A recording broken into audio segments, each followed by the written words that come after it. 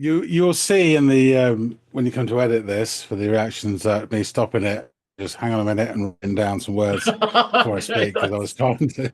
nice. It's only been 2 years. Now you're actually taking notes on the lyrics. How about it?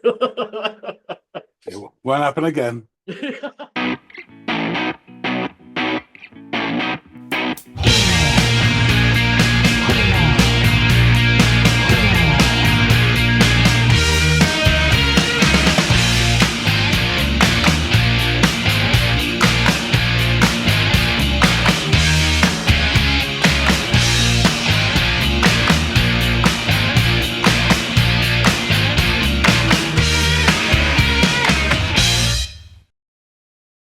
Everybody, and welcome to another episode of the Audiophiles in It.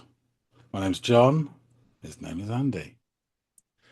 Thinking about the times you drove in my car, thinking that I might have drove you too far. I'm thinking about the love you laid on my table. More on that later. Andy, what have you got in store for myself and all the people? So many people. What have you got in store for us today? I want you to check out this pretty recent track. It's called In the Weeds, and it is by an artist called Drench Fries, which go ahead if you want to get it out of your system. That is an awful name. I will agree with you. Not for me to say. Yeah, okay, now you're My taking God. my road. No, I don't really have an opinion, but my God, what an awful name for a group. Um,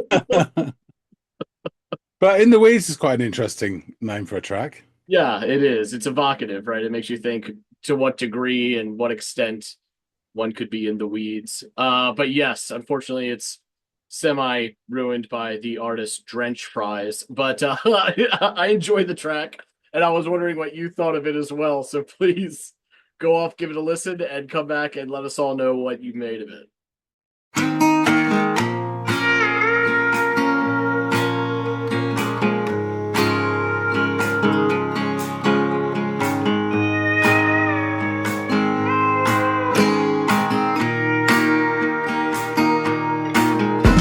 The radio's playing a classic tune, and you swear nothing sounds quite as good as it used to sound back when you were younger.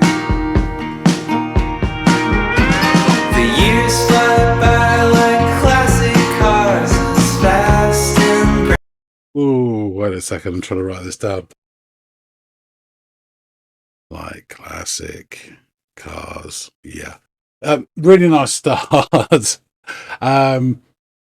You get this really nice acoustic and over the top, that slide guitar doing it's feeling thoughtful and wistful. Yeah. And then in comes the beat and the rest of the band. The singer starts, and this is like already in that first few lines, it's all sort of laden with nostalgia. The radio's playing a classic tune, and something about used to sound back when you were younger, and years slide by like classic cars. These are all lovely images, but it does there's two scoops of nostalgia to this, definitely. And with the thumbnail as well. I don't know why. It just kind of looks like some photographs someone took from the 70s. The quality, the picture quality, and that's what I'm getting. This nice blend of sort of country tinged indie pop, with kind of a sprinkling of 70s classic rock, a little lighter classic rock.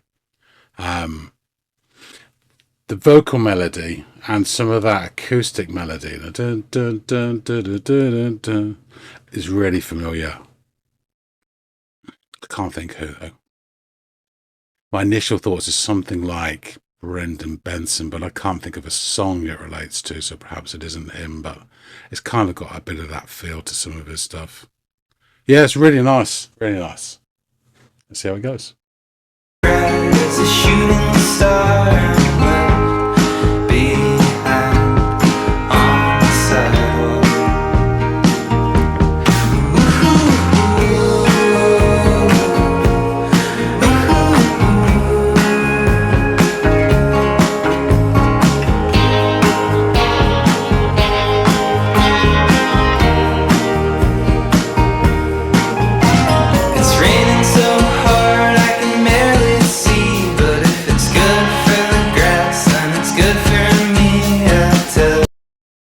So, sorry to stop it, but so we break for some ooze, which I'm guessing, because it's the second verse now, that is a kind of chorusy type effect. Sounding nice again, sounded a little bit familiar, but not in a bad way. It's not copying anything that I can think of. And then we come back into this, and that sounds more like a more metallic, or steel, guitar. With a nice metallic sound to that strumming, and it's almost is tapping your foot for you. It sounds really nice. They said about it's raining so hard I can barely see, but it's good for the grass. It's good for me. It just sounds absolutely lovely. It's really I do get this sort of nostalgic feel about sort of late 70s songs I used to hear on the radio, and some of them I wouldn't even know the names of, but I used to hear them all the time. That sort of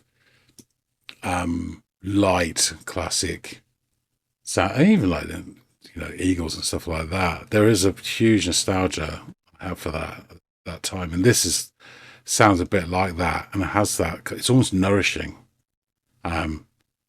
It's musical equivalent of comfort food, I think. Big old chicken soup. Yeah, chicken soup. Did I pull that back? I can't remember. I'm going to pull it back a little bit just to listen to that bit.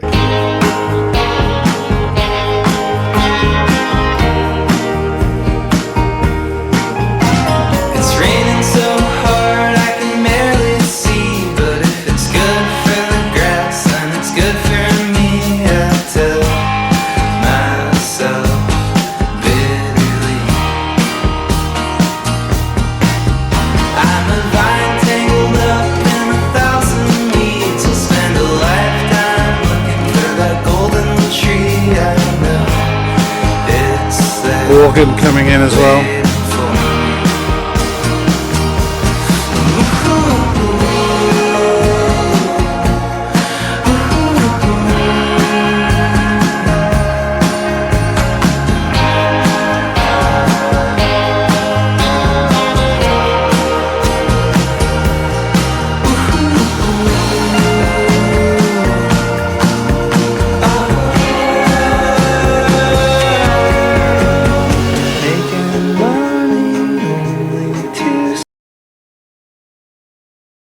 An interesting bit there, just like rang some bells with me. The way it kind of changed. So you've got this oohs that's going there, and the sort of slide guitars doing these little embellishments, and it sounds like the visual equivalent of the kids in rhythmic gymnastics with the streamer that throw it up in the air and roll and catch it. It's kind of like that. It's little flicks, and it's really nice.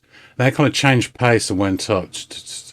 And that sounded really Beatlesque. And I was wondering if there's bits of the Beatles in this that are well hidden and well altered just enough. I'm going to have to listen to that bit again.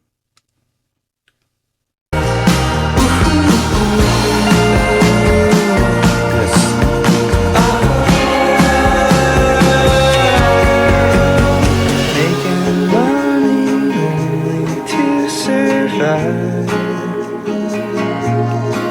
And I know you'll get yours before I get mine. Get mine, get mine, get mine.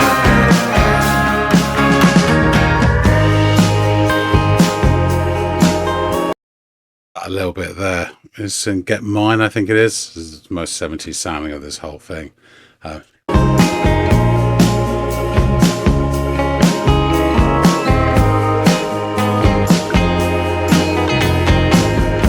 Sounds nice.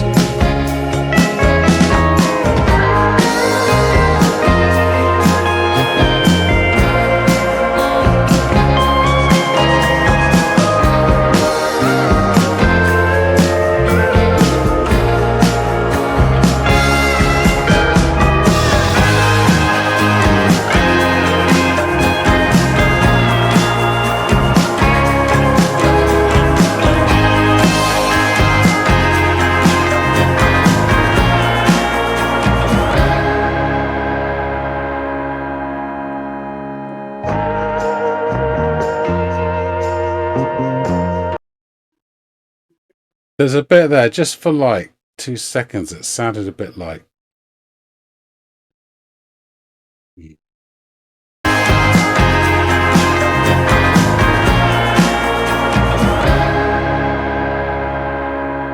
thought I heard like a little bit of Day Tripper in there.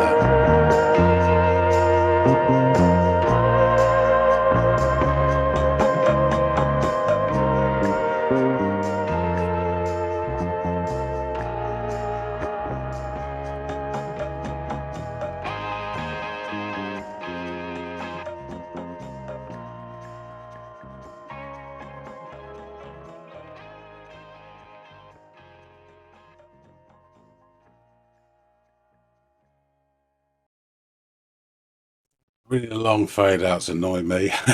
And that effect is like, oh, the song's now still being played in a cassette in a locked drawer.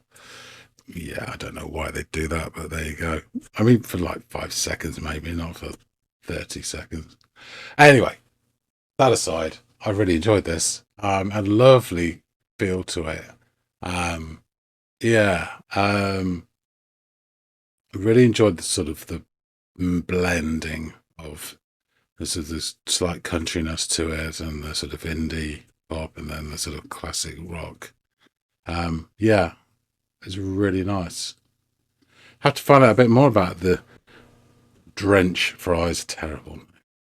So let's go back and chop it up with Andy. You're back. So you're out of the weeds. What did you think about In the Weeds? So it starts with this wistful guitar backed by an acoustic, and there's this it's shorthand for me that, you know, straight away you have this sort of wistful, melancholic, nostalgic sound to that slide guitar, and there's a semi-familiar melody coming from the acoustic guitar as it launches into the first verse, with the rest of the band coming in through the cabin door, as it were. And the singer opens with radios. He opens with these lines, and I caught most of it. And the radio's playing with a classic tune about used to sound back when you were younger, and years slide by like classic cars. So it immediately adds to the 2 scoops of nostalgia I've already got, plus sprinkles. And it's really nice, and it's evocative, and it's immediate, the sound of this. Um, yeah, in comes a banjo as well, I believe, and I'm getting sort of deja vu all over again with the vocal melody accompanying the acoustic guitar melody. I cannot, for the life of me, think where I've heard it before, but it's very familiar. It's not a copy, but it's familiar. Um, Dodgy memory aside, this has a really lovely blend of sort of like country infused indie pop with a sprinkling of classic 70s rock, but sort of light rock, not the heavy rock sort of feel. And I've talked about this before and been very nostalgic of that period. It's not even my favorite music, but I used to hear so much of it, particularly American, on the radio. And stuff like the Eagles was the same sort of sound. Do you know what I mean? All that sort of stuff. And for me, instantly, it feels nostalgic, it feels wistful, and it feels of full of childhood sunshine days, because you don't remember the rainy ones from when you were like 7 or 8. And it's got all that, you know, to it. So we then break for some oohs, or sorry, ooh-hoo-hoos, or whatever they are. They're also very familiar in the way that a Scooby-Doo villain is, just when the rubber mask has been tough. But I can't pinpoint it. And then we go into the next verse, and he says something about it's raining so hard I can barely see. But if it's good enough for the grass, then it's good enough for me. I really like that line. Yeah. And there goes my childhood sunshine days, obviously. Instead, we're into staring out of a soggy caravan in Wales, something which I never actually did. But most British people my age have this collective memory that we can tap into and make our own. Um, so the acoustic guitar at this point is sounding very sort of steely, and it's almost doing the finger clicking or the foot tapping for me. And I was trying to think of the best way of sort of saying how this sounds, and it's almost nourishing sound to this. I was thinking of what it reminds me of, and I sort of thought a little bit of sort of not Beatles, but then I was thinking of McCartney. Brendan Benson's the first name that sprung to mind, Mm. but I can't think of a song of his that it relates to, but that's my sort of gut. Um, we get a couple of lines underscored with these long strokes from an organ, which kind of add to the chicken soup quotient of this song. Really nice. We break again for the ooze, which I guess is nominally what people would call a chorus. Fair enough. A slide guitar starts doing an impression of the kid with the streamer in, rhythmic gymnastics. It's floating up and it's flicking and doing all this stuff. Really nice. Really sort of like brush strokes here and there. And then just before the 2 minute mark, there is. I was quite surprised. I was like, I did it again. It's like a Beatlesque tempo change and this shuffle up to get to this bridge like territory, which I'm not completely convinced about. I was really surprised. Yeah, that it was like a 3 second bit, but it did sound very Beatles to me. And the music sort of sidles into a like closeness with the vocalist for a couple of pertinent lines, and then we get the slide guitar echoing a call and response thing, and he's singing the words "Get Mine" again and again, which is really really nice. And then coming out of that, the normal guitar vamps for a little bit along with the organ, and that's really, really nice. I really like that bit before Slidey comes back in. It does some nice motif stuff, which then culminates, gets faster and bigger, and you get. I had to pull it back again, and again, this is me hearing things, I think, but you get like about 2 seconds of Day Tripper. I'm telling you, it was Just really two weird, or a seconds. variation of it. Yeah, it just there was something there. It really was that I'm imagining. And then it just pauses for a second, and then we get that the song's still playing on the cassette player in a locked drawer effect for a while, and then the longest fade out for no apparent reason. That's when it's like 5, 10 second fade out. Well, not 28 seconds or whatever it was, you know. Um, that aside, I thought this was really nice. I really thoroughly enjoyed it. It was a really interesting blend of this sort of country tinge with this sort of indie stuff and this 70s feel that made me feel nostalgic for something that I didn't even know. Um, so yeah, really effective. It had the feel of, and I could be wrong here, but I think I'm getting to spot these. It got the feel of a person project with helpers. Like it was like a one voice thing rather than a band. That's my opinion. I wouldn't be surprised if you said it was one guy, but yeah, it kind of had that feel. But it was really because yeah, it was kind of uniform in the way it was approached. It wasn't any sort of playing off each other or anything. Um, but it didn't suffer from that. Really, really enjoyed it. Awesome, awesome. Well, strap yourself in, John, because Drench Fries is ostensibly the solo project of Brooklyn-based singer-songwriter and multi-instrumentalist Levi Natras. So yeah, it's exactly how you described it or interpreted it through this one listen. So hats off to you, sir. Yeah, man, this guy's really tapping into some interesting shit here. I didn't hear the song for Yeah, the yeah. first time, but maybe a couple months ago. And kind of was tinkering with putting it on the list for sure. So I finally got around to offering it up to you. I'm glad you liked it. Yeah, what's up? Just the other thing I forgot to say was I really like the thumbnail as well. It was kind of a nothing type picture, but the quality of it made you think that it was somebody's picture from the Yeah, 70s as yeah. well. It also Yeah. struck some nostalgic chord, right? Yeah, Yeah, yeah. without question. The guy's clearly knows how to um tap into a sound from yesteryear Yeah. and create this warmth via nostalgia.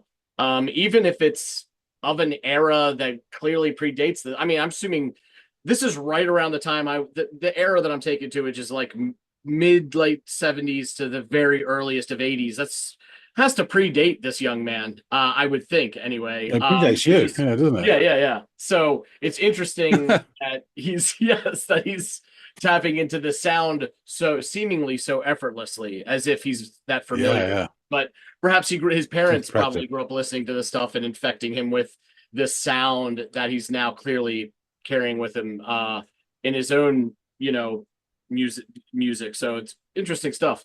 So yeah, Mm. Drench Fries has carved out a niche, creating a country-inflected indie pop sound, much as you described. You're right. That's sort of the aesthetic that he's going for. Natras's decision to open up the outfit to outside collaborators only pushed this sound further, deepening the sound's richness without losing that personal touch or charm of his. His first release was a very small 3-track EP entitled Ballad Salad, sticking with the food theme in his titles, that debuted in 2019, which he then followed up on by releasing the single Shut In a year later in 2020. Shut In sounds like an incredibly apropos name for anything that was released in the year 2020, given what occurred 5 years ago. In 2022, Natras released a single entitled Into the Woods, a teaser for another EP that he would release shortly thereafter entitled Being Silver. The EP featured the aforementioned Into the Woods as well as 3 additional tracks. In 2023, he released another single called Poolside. And 1 year later, in October of 2024, Drench Fries released this track we listened to today, In the Weeds. I think the way this guy creates, records, and releases music is akin to some of these other more contemporary indie artists that I've brought to the channel, where they're just doing little bits and pieces, whether it's Kenny Hoopla or Joe P or Drench Fries, where you're just putting out like 4-track, I mean, the shortest of, limited press type, vessels. None of this extended play, 12-track, none of that shit. It's just singles and clusters, which is interesting, and I guess it can get it out at a pace that you're comfortable with and can keep up with. So yeah, go ahead. Yeah, sorry. It just struck me that these guys are self-producing, aren't they? I think. Yeah, I Um, think so. Or and they're because on a of very that, you small don't. label. They're on a very small splinter label where probably a lot of this is on them to produce anyway, right? They're just getting funding and a green light to record their stuff. But if you self-produce it in your home studio or whatever, you don't have those time stroke money pressures. Yeah, When you think back to some of the bands, from that time period, would be knocking at least an album a year, if sometimes more than an album a year. yeah, And they would go in wham bam, it's all done in a week, maybe 2 weeks, and then another couple of weeks to master it and edit it, and it's out. yeah.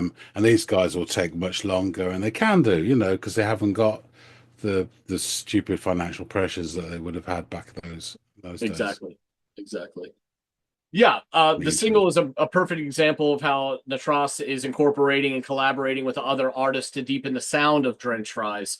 Natras provides vocals, guitar, bass, keys, synthesizer, and percussion, and is joined by Evan House on drums, Kyle Musselwhite on pedal steel, and Elise Langford on vocals, as well as an additional production from House and Alex Hubel on the track. So, according to John Doyle of Various Small Flames, this track finds Drench Fries at its most vivid and enveloping. A song once again wrapped up in wistful nostalgia. I think that's what was he doing, copying your exact summation. A song once again drenched in wistful nostalgia, though certainly not rooted to the spot. Something of a sonic road trip fueled by yearning, as though a movement into the future is driven only by the unshakable desire to recapture days now gone. Excellent way of encapsulating in one small paragraph what you described and what I felt when I first listened to this song. So, yeah, there's really not much more on this artist. As I've kind of outlined, he's very new to the game and he's been releasing everything kind of piecemeal. So there isn't this large expose written on his latest full-length album or anything like that. This, again, all this information was kind of pulled piecemeal. There's no Wikipedia devoted to this artist or anything like that. So it's going to be a pretty brief episode. But before we wrap it up, let me get into these lyrics, some of which you caught on to pretty quickly, which I'm actually quite proud of you, John. Usually you're like, I didn't catch a lick of it, or it just went in one ear and out the other. You'll see in the when you come to edit this for the reactions that me stopping it, just hang on a minute and writing down some words before I speak, because I was trying to. Nice. It's only been 2 years. Now you're actually taking notes on the lyrics. How about it? It won't happen again. Yes, you don't want those lofty expectations hurled your way. The radio's playing a classic tune, and you swear nothing sounds quite as good as it used to sound. Back when you were younger, the years fly by like classic cars. I like that line a lot too. As fast and as bright as a shooting star. I'm left behind on the sidewalk. It's raining so hard I can barely see, but if it's good enough for the grass, it's good for me. I tell myself bitterly, I'm a vine tangled up in 1,000 weeds. I'll spend a lifetime looking for that golden tree. I know it's there, waiting for me, making money only to survive. And I know you'll get yours before I get mine. Get mine. And those are the lyrics. So, yeah, interesting. And the last little bit there, I didn't really see coming. Like there's all this nostalgic feel, and then it sort of turns to trying to survive in modern times with, financially speaking, making money only to survive, and now you'll get yours before I get mine. Interesting little way to sign off. And it went somewhere I didn't think it would go, but I still think it's rather interesting. And maybe that's also he's looking back on the times where something as stark as surviving financially wasn't on the frontal, it wasn't banging around his frontal lobe. You know what I mean? It was more of these halcyon days where everything was kind of good and comfortable.